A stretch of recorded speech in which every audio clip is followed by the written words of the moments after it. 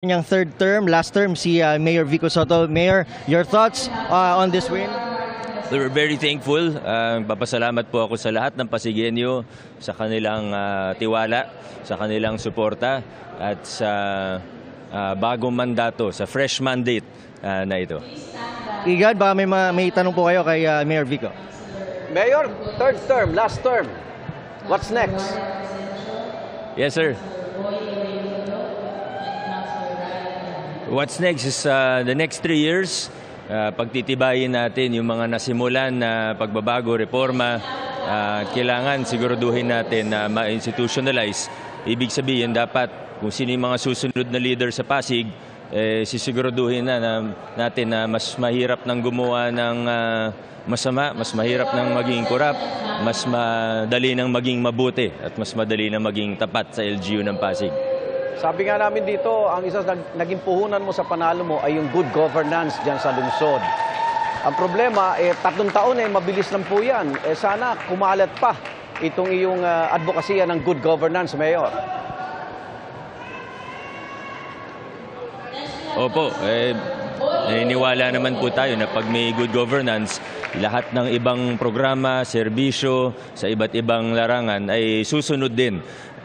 Gaya ng nakikita po natin dito sa Pasig, hopefully, nagbubunga yung mga pinaghirapan natin, yung mga pinaglaban natin na pagbabago.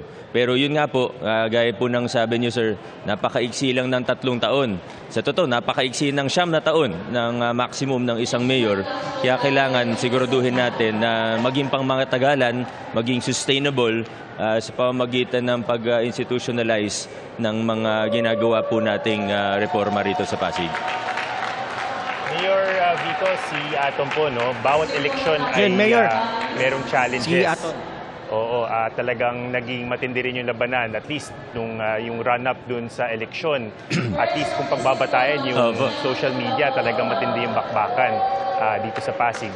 Ano po yung inyong natutunan? Ito po ang inyong pangatlong eleksyon. Meron po bang mga naging pag-unlad doon sa paraan ng pagkampanya at pagboto kahit po dyan sa inyong lungsod sa Pasig?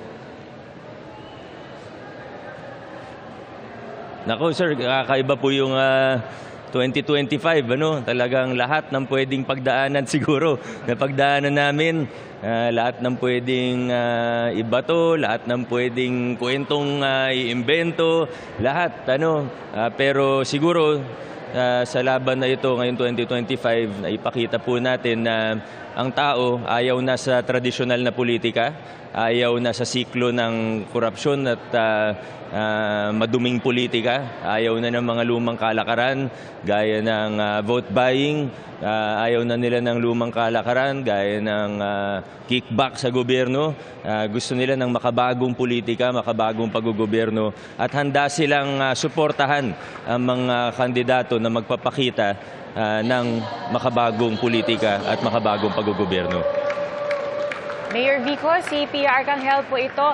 Siyempre, natatandaan namin nung kayo po ay tumakbo na sa unang beses. Marami po kayong mga goals set para sa sarili nyo. Ngayon po, sa pagpasok nyo sa inyong ikatlong termino, masasabi nyo ba na malapit nyo na makamit ang mga layunin ito? Gaano ba kayo kalapit o kalayo sa pagtupad sa mga layunin ito? Well, wala naman perpektong gobyerno, so hanggat hindi perpekto ang ginagawa, dapat lagi tayong naghahanap ng paraan kung paano mag-improve.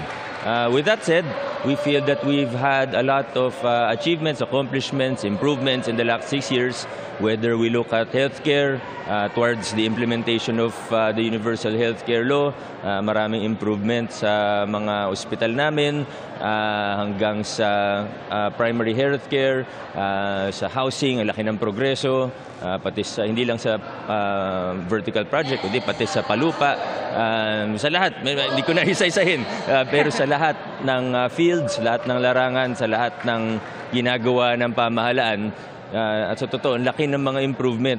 Sa totoo, yan ang pwede namin siguro ipagmalaki. At pwede ko naman siguro ipagmalaki kasi hindi naman yan effort ng mayor lang, kundi team effort, kasama ng council, kasama ng mga kawani ng ating pamahalaan. Confident po ako na kahit saan ka tumingin sa City Hall, opo, marami pang kailangan ayusin, maraming kailangan gawin pa, pero sa lahat, kahit ano pong tingnan, nagkaroon ng improvement in the last 6 years. Soto, napansin natin dito sa election 2025, yung mga nag-last term na nasa national position, nagtakbuhan sa local, no? Mayor, vice mayor. Kayo ho ba, last term nyo na po, may plano ho ba kayo na umakyat o i-promote ang sarili at pagpatuloy ang good governance sa national position? Wala po akong balak. Naman po ang lagi kong sinasabi. Kasi naman wala akong balak.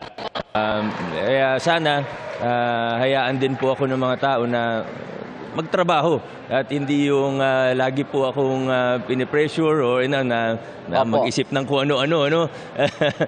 Importante, magtrabaho po tayo every day. Let's take it one day at a time. Let's do the best where we are right now. Focus po tayo.